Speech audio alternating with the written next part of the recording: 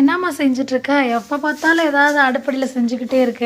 என்ன செய்யும், மக்களை பெற்றதுனால நான் தானே ஏதாவது செஞ்சு கொடுக்கணும். காலையும் மாலையும் 3 நேரத்துக்கு சாப்பாடு ரெடி பண்ணுங்க. அதான் கேப்ப ரொட்டி போட்டுட்ருக்கேன். 2 கேப்ப ரொட்டி, ஒரு ஊத்தாப்பம். உனக்கு சமைச்சு போர் அடிக்கலையா? என்ன பிள்ளைகளை பார்த்த பிறகு சமைச்சு போர் அடிக்குமா? 4 பிள்ளைங்க இருந்தால் 4 பேருக்கு செய்யணுங்களா? 3 வேளைக்கு சமைக்கிறியே, எப்படி உனக்கு என்ன சமைக்கிறதுன்னு யோசிச்சுட்ருப்ப? என்னென்ன கிடைக்குதோ அதுக்கு தகுந்து வருவேன். எப்படியா வாங்கிட்டு வந்து செய்வேன்.